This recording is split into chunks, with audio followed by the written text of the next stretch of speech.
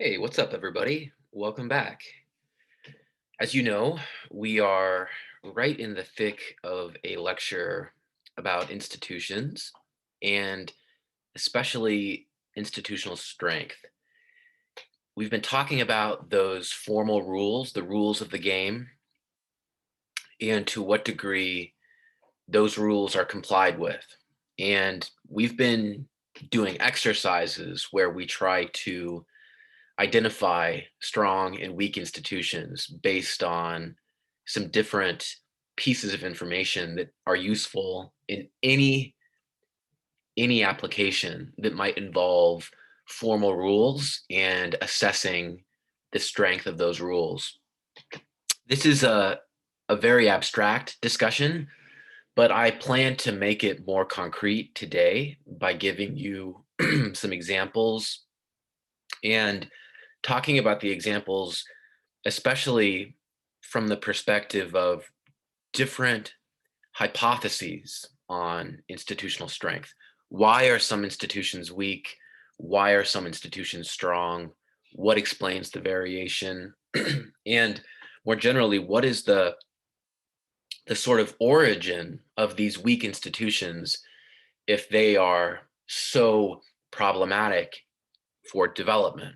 Remember that the context for this is that institutions play a critical role in promoting or inhibiting development. And so the strength of those institutions and whether governments can craft institutions that have real teeth and that really do compel behavior really matters a lot to economic growth and whether countries can achieve prosperity.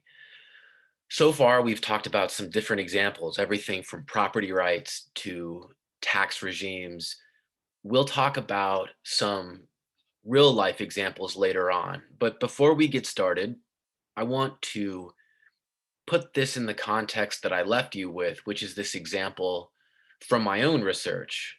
And the rule that I talked about last on Wednesday was this rule requiring the military to be divested of all of its non-defense related enterprises in Ecuador. This is a country where traditionally the military has owned large enterprises, including in everything from bananas and agriculture to communications and even daycare centers.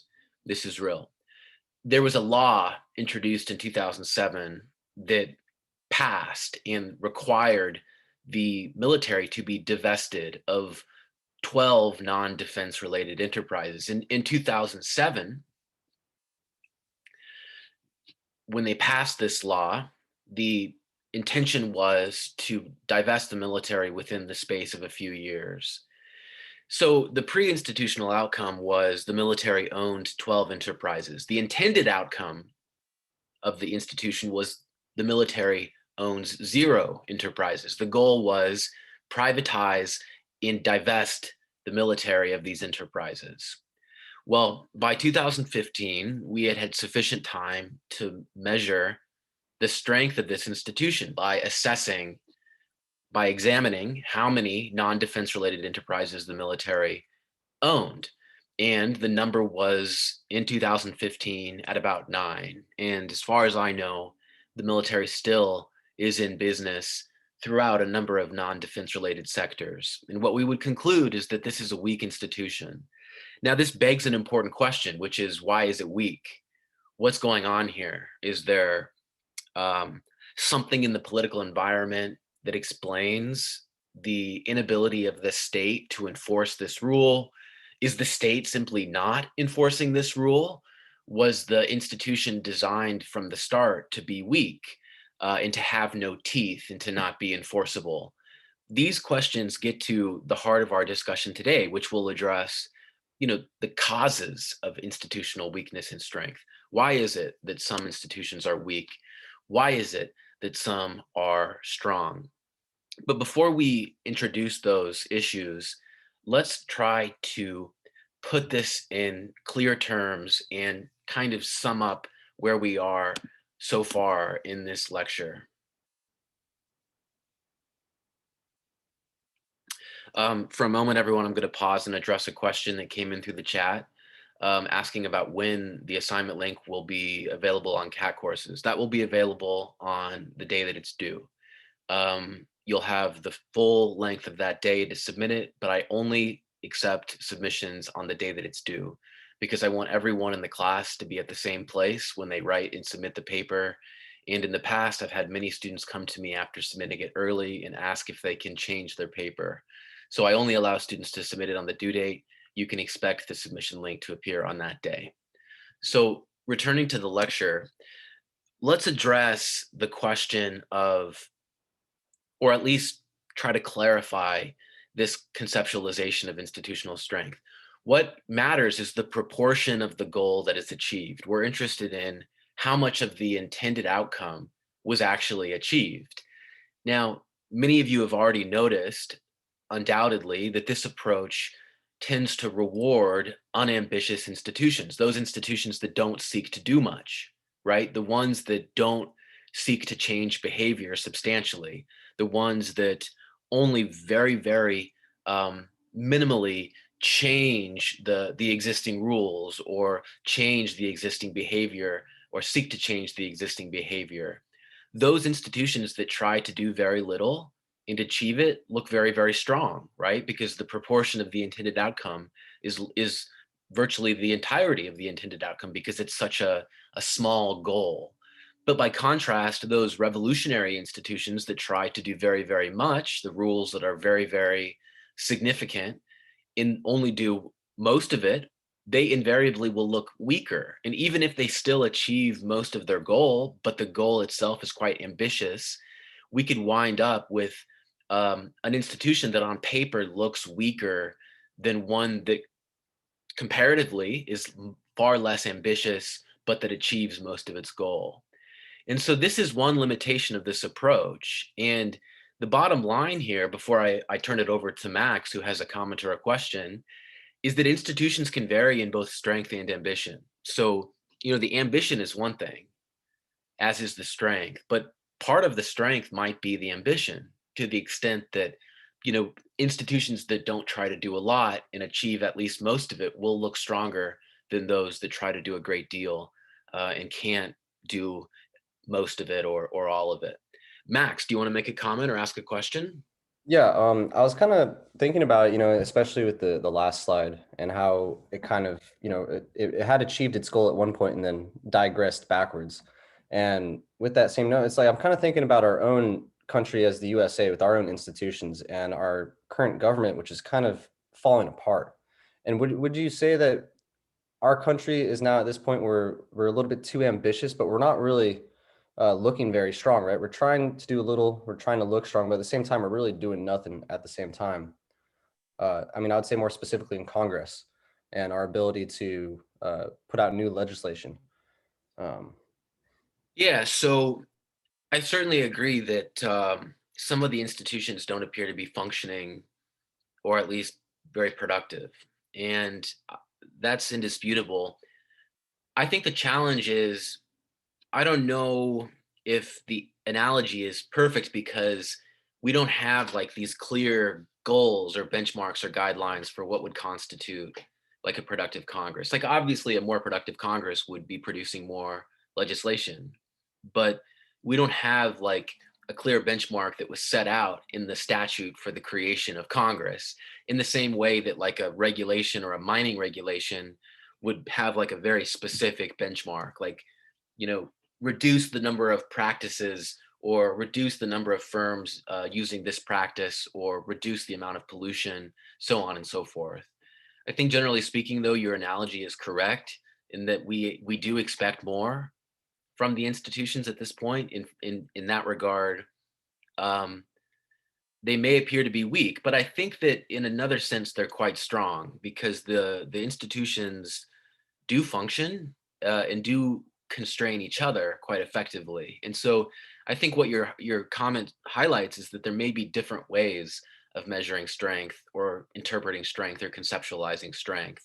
In this context, where formal rules, the rules of the game, what people can and cannot do, what actors can and cannot do, maybe it's more useful for us to think in terms of the ambition of the institution and then how much it achieves, because that provides us a real clear, in a pretty quantitative way of assessing just how much it's actually accomplishing in real life. But this raises a whole number of questions. And many of you are probably sitting and thinking, well, wait a second, why is it that institutional strength varies in the first place? Don't rules always come from like a place of intent to change behavior?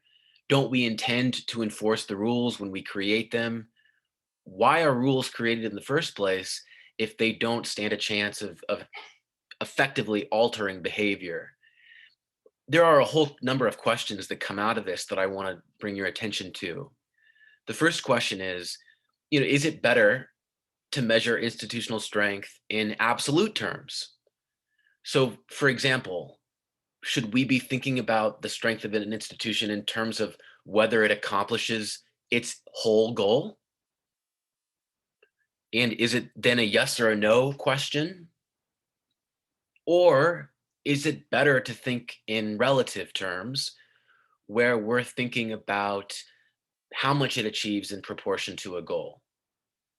These are questions that might have arguments on both sides, and you may feel strongly about the need to think in terms of the sheer capacity or the sheer effectiveness of an institution. Secondly, why are institutions weak? Are they weak by design? Are they intended to be weak? Or is it the actor's power that varies? Are the actors who would ostensibly be affected by the institution so strong that they're able to resist the enforcement of the institution? Is it the case that the enforcers are simply too weak and they're not able to effectively change the behavior of the targeted subjects? Does it have to do with the fact that the government who created the rules in the first place is catering to an audience that doesn't have the capacity to monitor the compliance with the rule or to what degree behavior changes? And then why would any institution be created to be weak or unambitious? These are really important questions. And one of the reasons that I chose to include this unit is because we don't actually know much about institutional weakness. The reading that I assigned to you is one of the most contemporary and up-to-date readings on this issue. And it's quite systematic and rigorous, but we don't have a lot of understanding of this issue. And so part of the reason I'm suggesting these questions is because I'm thinking about them myself.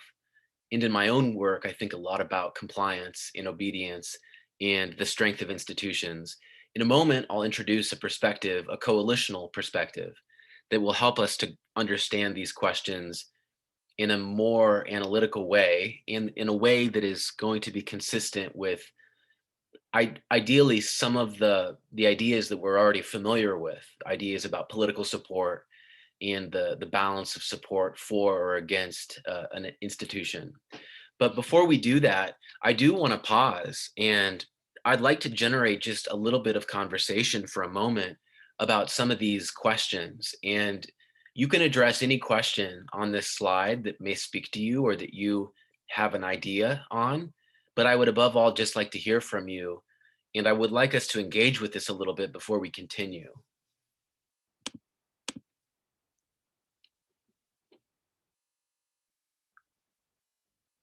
That's a good point, Victor. Victor says that the question about proportion is similar to ways of measuring and assessing the generosity of foreign aid donors. Remember that we talked about questions about absolute versus relative measures of the generosity of donors.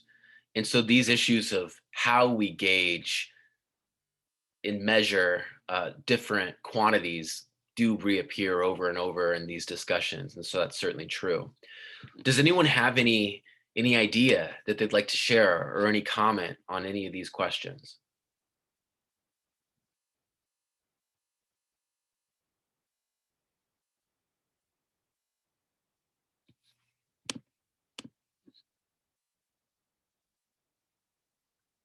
Matt says the UN is weak by design. If it wasn't, it never would have been created. Interesting, Matt. And I would suggest that there may be more to that, right? And we want to ask in turn, okay, why was it created weak by design, and who could potentially benefit from the weakness of that institution?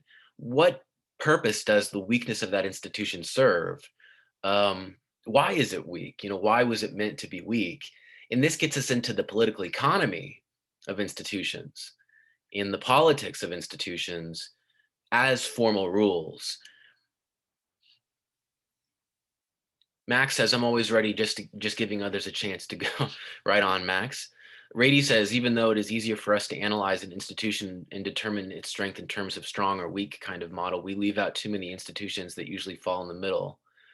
I would instead try to use an ordinal category and describe institutions' powers in terms of a scale that will cover more than just strong or weak.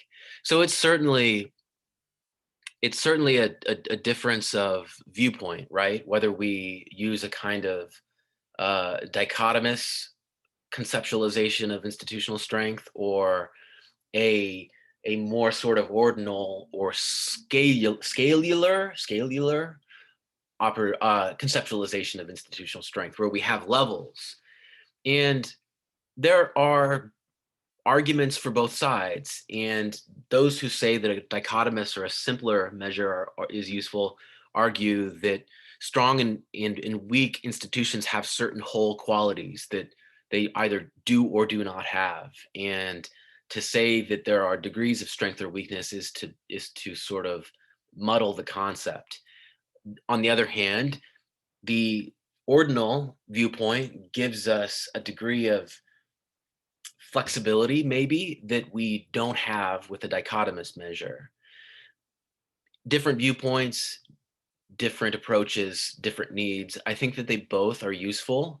So far in the literature on institutional weakness, for what it's worth, we've been thinking in terms of these simplifications, largely because this is a new, especially contemporary issue and subject in comparative politics and political economy. So oftentimes at the beginning of this work in a discipline, we're thinking in simpler ways, simpler categories, so that we can generate some clear conclusions that we can work with. Undoubtedly, as we develop a more sophisticated understanding of the subject, we'll think of it in a more flexible way. And perhaps you, Rady, can be the one who leads the way. And I have no doubt that many of you, all of you, could do this work if you want to. But Max, if you want to make a comment about any of these questions, you certainly can. But let me actually incorporate one comment from Rady first. Rady says, addressing question 2, I do agree that institutions could be weak by design, but I also think that the actor's performance will determine the ability of an institution, even if this one doesn't enjoy too many resources. So it sounds like, Rady, you think that there may be reasons to create weak institutions, but it also might just be the case that the state is not capable of enforcing them or compelling obedience. It may be, perhaps, I don't know to what degree you're open to this possibility. Could it be that power relations are a factor, and that those whose behavior should be changed are strong enough to to resist? That's a possibility. I would suggest to you that in Ecuador, there may be a variety of reasons why. In a minute, I'll give you some different possible reasons why institutions might be weak.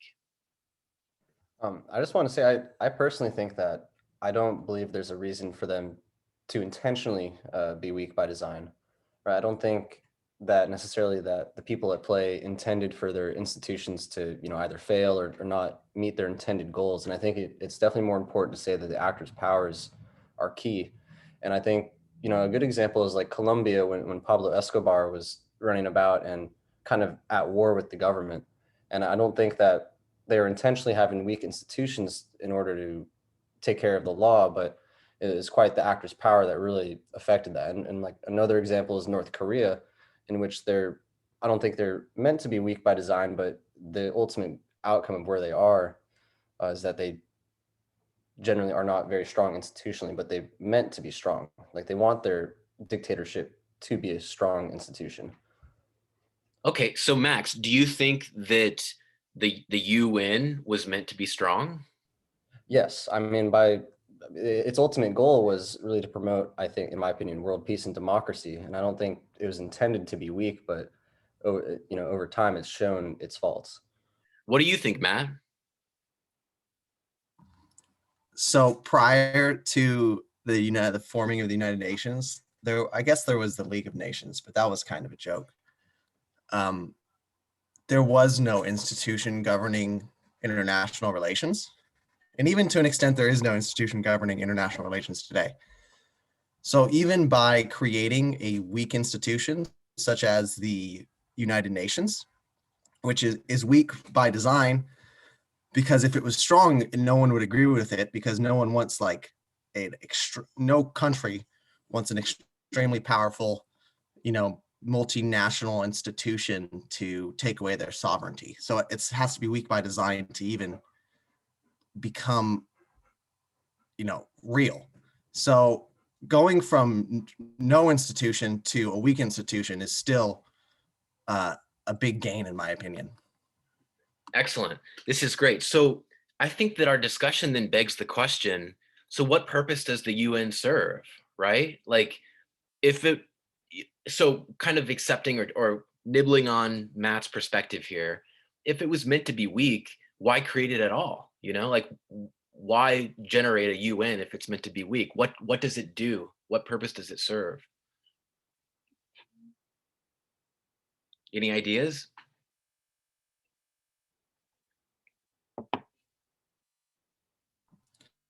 I'll take the opinion that the United Nations was formed solely because it was within the interest of the United States. Okay, interesting. So it might be possible then that some actor can perceive an interest in creating a relatively weak institution, or at least one that won't fully achieve its intended objective. Professor, can you repeat the question, please? Yes, Christiana. So I'm asking if we, for hypothetical purposes, accept that maybe the UN was meant to be weak in by design, why was it created in the first place? Or why was it created if it was meant to be weak? I think the UN was created more as an alliance and to show a sense of unity between countries. And I think, yeah, basically, I think it was created to form an alliance and to show unity between certain countries. That's what I Okay, would have to say. good. That's a really interesting hypothesis. So there could be an additional function, right? Or something else that it does, or some purpose it serves that's sort of beyond what it appears to be created to do.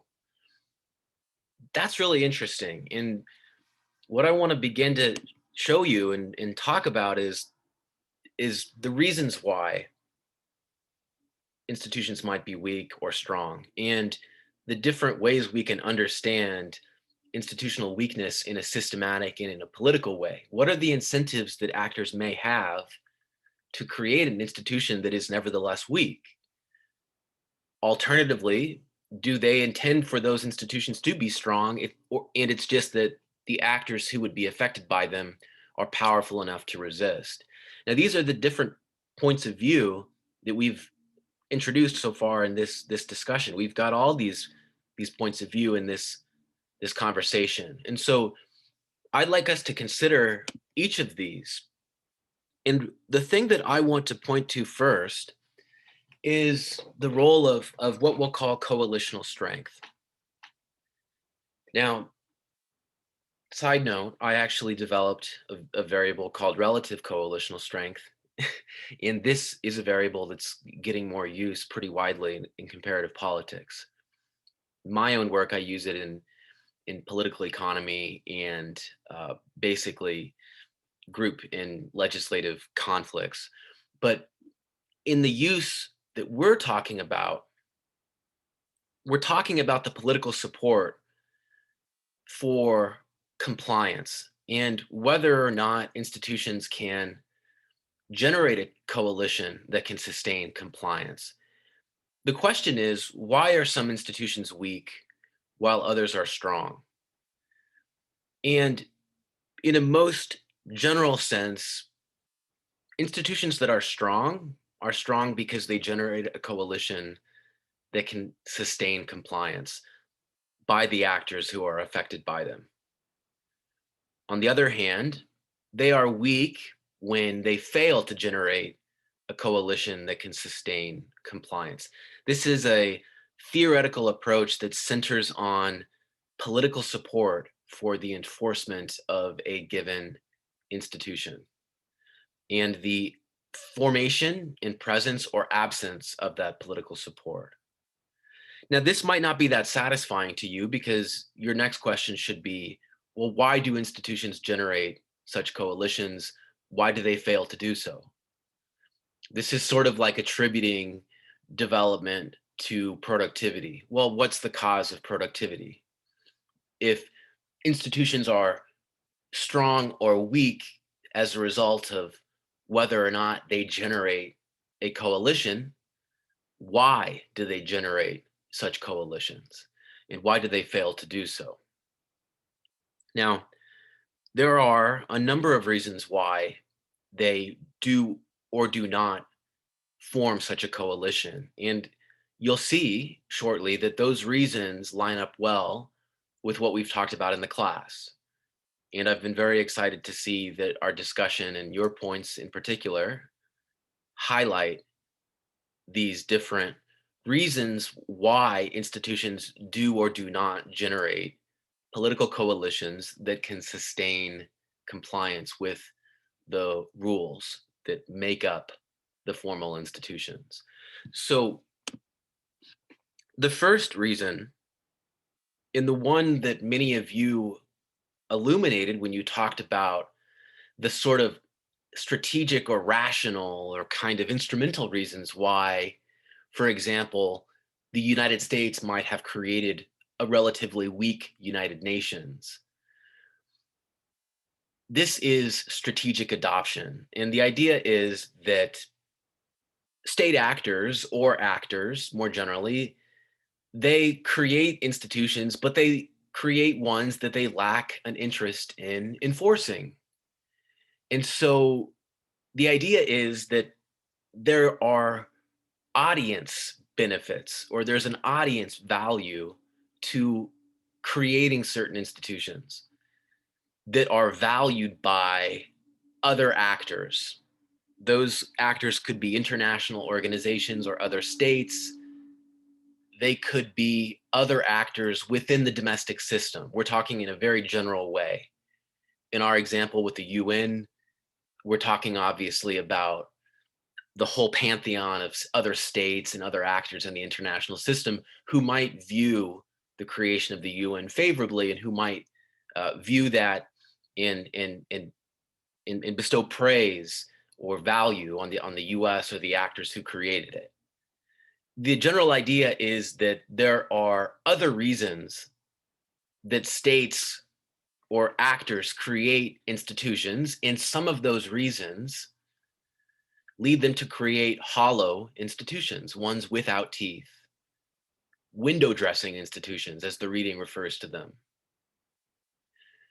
The United Nations, the IMF, the World Bank, in the 80s and the 90s, when those organizations promoted neoliberal reform, human rights promotion, a whole range of different policy changes that were designed to promote the environment or intended to promote or advance certain groups, oftentimes some of the reforms that were adopted were relatively weak and relatively hollow.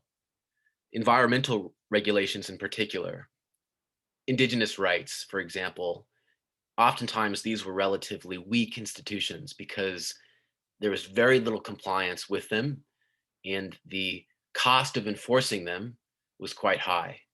And so sometimes weak institutions are adopted for strategic reasons.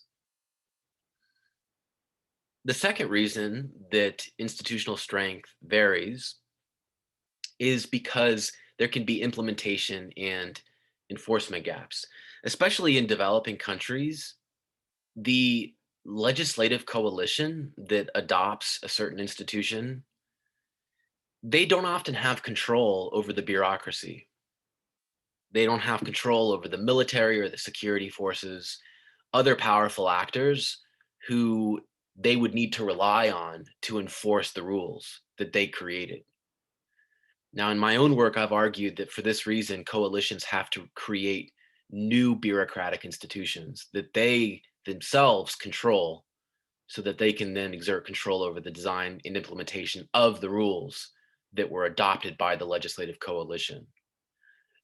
But if the bureaucracy has not been reformed, these gaps can persist.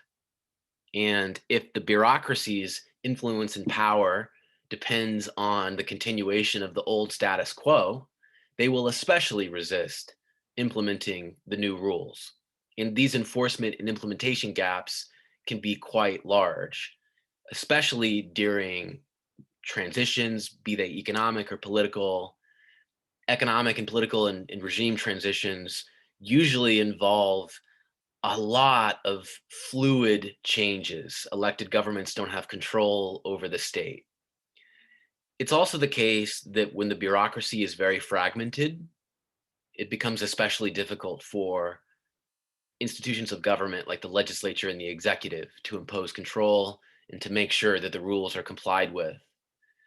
When the state is divided into national, state, and local levels, and power is dispersed along these different dimensions, it creates additional hurdles and it creates additional veto players.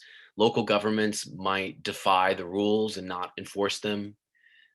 State governments might defy the rules and not enforce them, so on and so forth. In a unitary state, by contrast, you don't have that division of power. And it's easier for the federal government, the central government, I should say, the government, to impose those rules and to compel obedience, compel compliance. When there is a very high level of inequality, like in most Latin American countries, very, very powerful elites are able to just completely disobey the rules. You might have noticed if you're driving on the interstate or the freeway in California that people in BMWs often drive like maniacs. For whatever reason, they have it in their head that they can get away with that and they don't have to follow the rules. Maybe it's because they can. Maybe they don't actually get speeding tickets. I don't know. But the idea is that high levels of inequality can lead to enforcement gaps and can result in institutional weakness of the kind that we've seen in the different hypothetical examples we've given so far. The third set of reasons for variation in institutional capacity relates to state capacity and societal resistance. Even if enforcement is possible because of an absence of inequality or because of a unitary state or because of the absence of fragmentation in the bureaucracy or because the coalition created a new bureaucracy over which it can exert control, even if enforcement is possible, it can still be quite costly. And this is for a whole number of reasons that often relate to resistance from within society. So a good example is like, think about resistance to rights legislation and constitutional protections that existed in the US as early as the mid to late 19th century. It wasn't until the civil rights era, almost 100 years later, that it became possible to enforce and implement and kind of impose those rules, those constitutional and those political rules about equality and rights, because it was costly and next to impossible.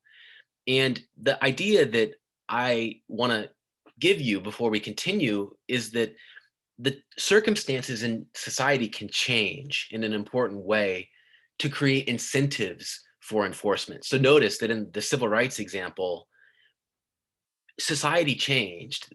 There emerged a coalition that was politically powerful enough and acted in tandem with the Supreme Court and the judiciary to compel obedience and compel compliance with these rules. So when society changes and circumstances change, they can produce incentives that favor enforcement of the rules that have been on the books but that maybe weren't fully enforced and led to a situation previously of institutional weakness. Finally, there is the fourth source of institutional weakness, and that is when there are pre-existing social norms that the institutions compete or conflict with. And these sources of non-compliance are especially difficult to change because those social norms and those subjective, more amorphous, sort of uncodified, informal aspects of the system are very entrenched and kind of loose but embedded. And this source of noncompliance is especially difficult for those formal institutions to handle. But this is the fourth source of institutional weakness. So as you can see, there are a lot of different reasons why institutions might fail to achieve their goal in practice. And putting aside the question of ambition, you can see then that there are political and strategic and other reasons for weakness. So let's talk about some different examples that will help to illuminate the different causes of institutional weakness. So strategic adoption.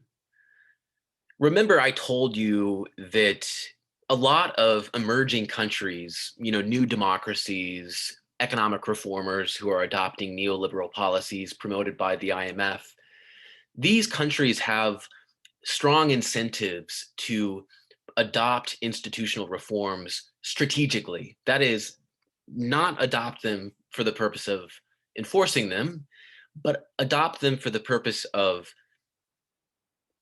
speaking to an audience, right?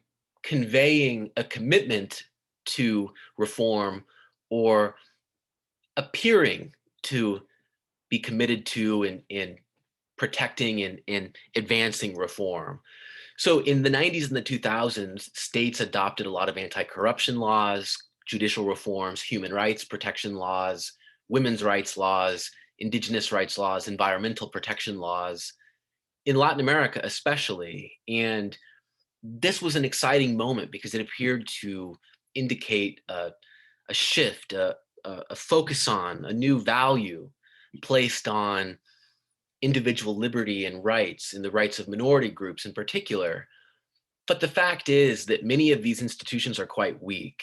And even in Latin America, where the state is often quite capable of enforcing these rules, it's actually quite costly often for states and for private actors, like private companies who might pollute, um, companies who might rely on cheap labor, so on and so forth. The point is, even if the state can enforce, there might be strategic reasons to not do so, instead to create these window dressing or these hollow institutions. They might create these rules without the intention of enforcing them. They might intend to take credit and simply sort of fly by night, create the window dressing institution and then sort of move on. And the point is that the global audience doesn't have the capacity to monitor. The IMF, the World Bank, the UN especially, these organizations don't have the capacity to consistently monitor on a domestic and local basis. And so it's easy for states to create these institutional reforms and take credit without really enforcing them. And as a result, you wind up with relatively weak institutions. And so in Latin America, unfortunately, the ones that are the weakest often are indigenous rights laws related to the rights of indigenous groups to their land, environmental protection laws related to what firms can't do regarding pollution or deforestation, and human rights laws are often also relatively weak. Women's rights laws can be weak as well, but there's more variation. Some countries like Uruguay are especially good at enforcing women's rights laws. But this is a good example of strategic adoption. There could be reasons that states and actors domestically adopt weak institutions, and intentionally so. There's also the fact that oftentimes these enforcement gaps arise. And, The state is a really complicated, multi-headed creature. It's not at all simple. Sometimes this multi-headedness leads to a situation where even members of the same group um, don't coordinate their activity or don't coordinate the enforcement of the rules that they create. And one example is actually from the Mexican Revolution, where in 1917 the Constitution was drawn up by an independent convention. It was a radical constitution that provided all sorts of limits to executive power and that enshrined a liberal democratic order. In general, it really seemed to herald a new day for Mexico. And it was a product of the revolution, the most radical of its time in every way. But the problem for the revolutionaries and for the independent convention was that President Carranza, who actually led the Revolutionary Army, he himself was moderate, and he didn't actually ultimately enforce most of the most radical clauses in the Constitution. And so the point is that the state is multi-headed and complicated. It's not a simple creature. And so sometimes these enforcement gaps can prevent the enforcement of institutions that were meant to be strong and that were quite ambitious, but that in practice could not be achieved because of the fragmentation of the state. And what I'll tell you is that these enforcement gaps, they're all over the place. These things pop up all the time. I find them in my research on a consistent basis, and I can name, numerous examples, often related to the fragmentation of the bureaucracy and the strength of the military and the inability of the executive branch or the legislature to exert control over the bureaucracy or the military. In Latin America, especially, that's a big challenge. In Ecuador, for a variety of reasons, enforcement gaps are one reason why military divestiture in Ecuador has failed. And I would argue that the inability of the bureaucracy to impose this rule, and really the inability of the enacting coalition to exert control over the bureaucracy, is mostly the reason for the failure of military divestiture in that country. But in Mexico and in other examples from Latin America, these enforcement gaps are very apparent, and you can find them quite easily if you take a look. Can anyone think of an example of an enforcement gap?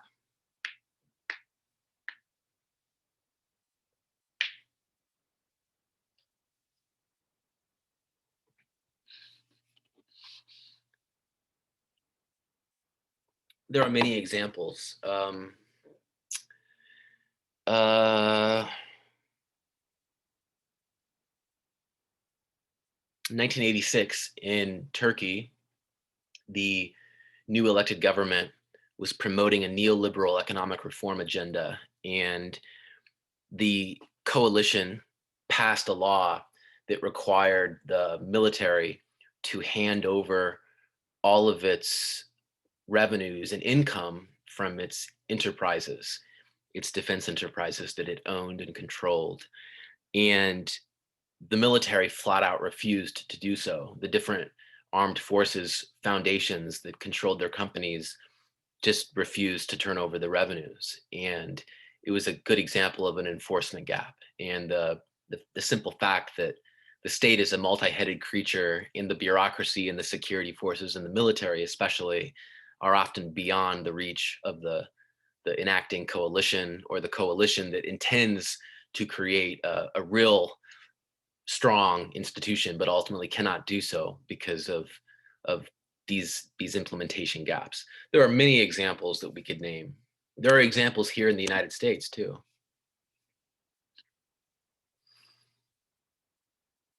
Peaceful Black Lives Matter protests in Capitol insurrection.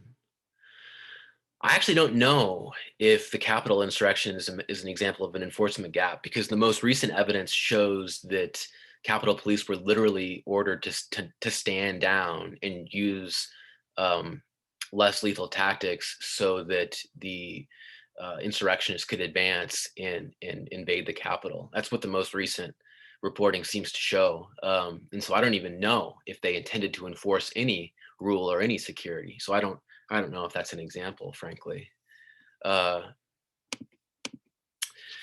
Third, state capacity and societal resistance. Let's talk about the case of environmental laws in Brazil.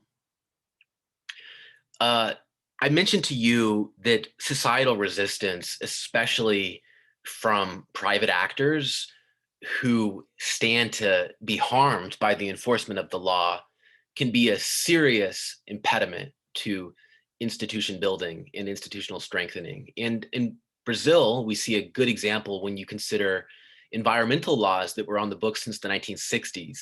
These were very significant, extensive environmental regulations regarding what in particular, large companies could and could not do, regarding what they could emit and what they could pollute and so on. These were very, very difficult to enforce because the private actors were so much harmed by them, and they weren't enforced as a result until the 1980s and the 90s.